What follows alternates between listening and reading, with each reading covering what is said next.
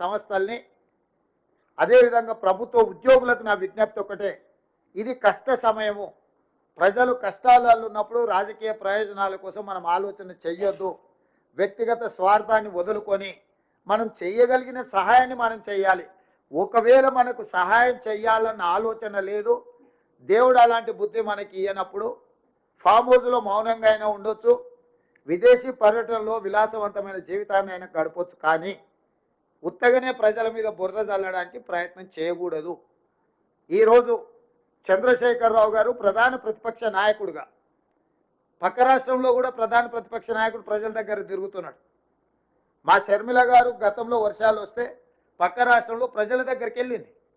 ఈరోజు నిజంగానే ప్రజలు ఇంత విపత్కర పరిస్థితులు ఎదుర్కొంటున్నాయని బీఆర్ఎస్ భావించినప్పుడు ప్రధాన ప్రతిపక్ష నాయకుడు ప్రభుత్వానికంటే ముందు ప్రజల దగ్గరికి వెళ్ళాలి, ప్రజా సమస్యల్ని ప్రభుత్వానికి నివేదించాలి, ప్రజల యొక్క విజ్ఞప్తులు తీసుకొని ప్రధాన ప్రతిపక్షంగా చంద్రశేఖరరావు గారు ఆ సమస్యల్ని ప్రభుత్వం దృష్టికి తీసుకొచ్చి అవసరమైతే ప్రభుత్వాన్ని నిలదీసినా పర్వాలేదు. ప్రజా సమస్యల పరిష్కారంలో భాగంగా వారు ఫామ్ హౌస్లో నుంచి బయటకు రారు, వారు మౌనం వీడరు. వారు ఎందుకు మౌనముద్ర వహించారో నాకైతే అర్థం కాలేదు. ప్రధాన ప్రతిపక్ష నాయకుడిగా మౌనముద్ర వహించడానికి ప్రధాన ప్రతిపక్ష నాయకుడు హోదా వారికి అవసరం లేదని నేను భావిస్తున్నా. రెండవది కేటీఆర్ గారు, వారు ట్విట్టర్లోనే మాట్లాడుతున్నారు. వారు ఎక్కడుండి మాట్లాడుతున్నారే తెలంగాణ ప్రజలు గమనించాలి. వారు ఈరోజు అమెరికాలో ఉన్నారు, ఆయన ఫ్రెండ్స్తోనే అమెరికాకు పోయాడు. నో ప్రాబ్లం, నీకు ఫ్రెండ్స్ ఉన్నారు, పార్టీలు చేసుకోవాలా, నీకు నీ పర్సనల్ లైఫ్ని సాక్రిఫైస్ చేయమని మేము వివరం అడగడంలే. If you want to enjoy you can enjoy. కానీ నువ్వు అమెరికాలో నువ్వు విదేశీ పర్యటనలో ఉండి నువ్వు లైఫ్ ఎంజాయ్ చేసుకుంటూ ఇక్కడ బురదలో ప్రజల దగ్గర ఉన్న మంత్రులు లేరు. ఖమ్మం జిల్లాలో అసలు ఎక్కడ పోయినరు, 3 మంత్రులు ఉన్నారని ప్రజలలో ఉన్న మంత్రులను పట్టుకొని నువ్వు ఈ దేశంలోనే లేవు. ఖమ్మం జిల్లాలో ప్రజల మధ్యలో ఉండి బట్టి విక్రమార్క గారు, తుమ్మల నాగేశ్వరరావు గారు, పొంగులేటి శ్రీనివాసరెడ్డి గారు 2 రోజుల నుంచి ఇక్కడ సమన్వయం చేసుకొని కష్టపడుతుంటే మంత్రులే లేరు. ఏ రకంగా మీరు కేటీఆర్ గారు మీరు ఏం మాట్లాడుతున్నారో మీకేమన్నా అంటే మీరు హోస్ట్లో ఉండి మాట్లాడుతున్నారా, హోస్ట్లో లేక మాట్లాడుతున్నారా, సమాచారం ఉండి మాట్లాడుతున్నారా, సమాచారం లేకుండా మాట్లాడుతున్నారా నాకైతే తెలియదు. కానీ మీకు తగదు.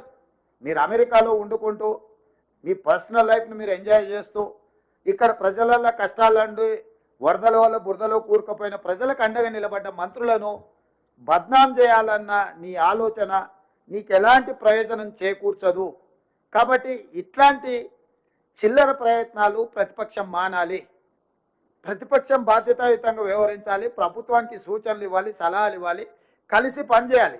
విపత్కర సందర్భంలో రాజకీయాలను పక్కన పెట్టి మనందరం కలిసికట్టుగా పనిచేస్తే ప్రజలకు కొంత ఉపయోగం అవుతుంది. ఈరోజు కేంద్ర ప్రభుత్వం దగ్గర మనం నిధులు రాబట్టుకోవాలి.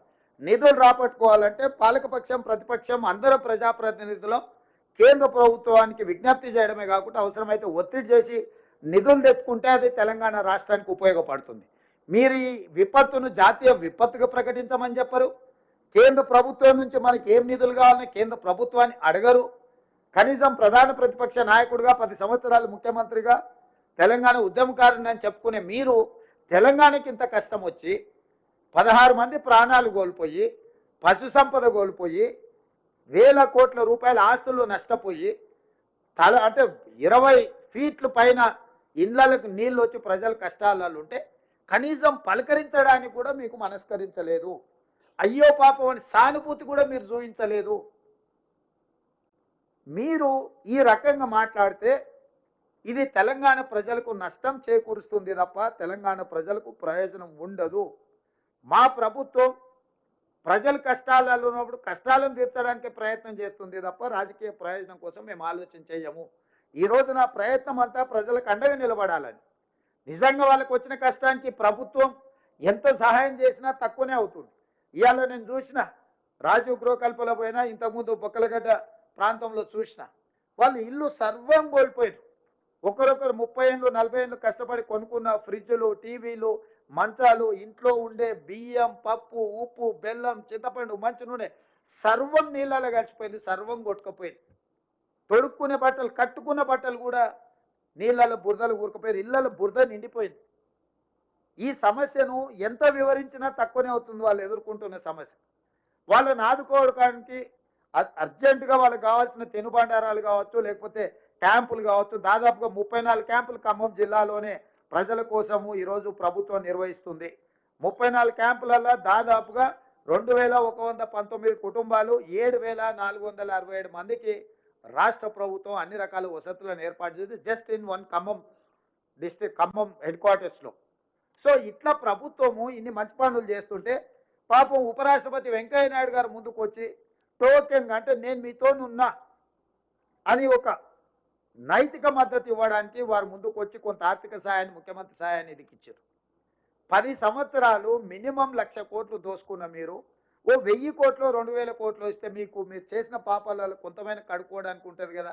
కేసీఆర్, కేటీఆర్, హరీష్ రావు గారికి అది చెయ్యరు. చిల్లి గవ్వ కూడా ప్రజలకు ఇయ్యరు.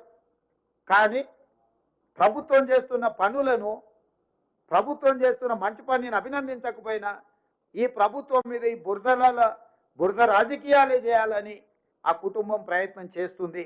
కాబట్టి ఈరోజు ఇలాంటి విపత్కర పరిస్థితుల్లో ఒకటి తెలంగాణ రాష్ట్ర ప్రభుత్వం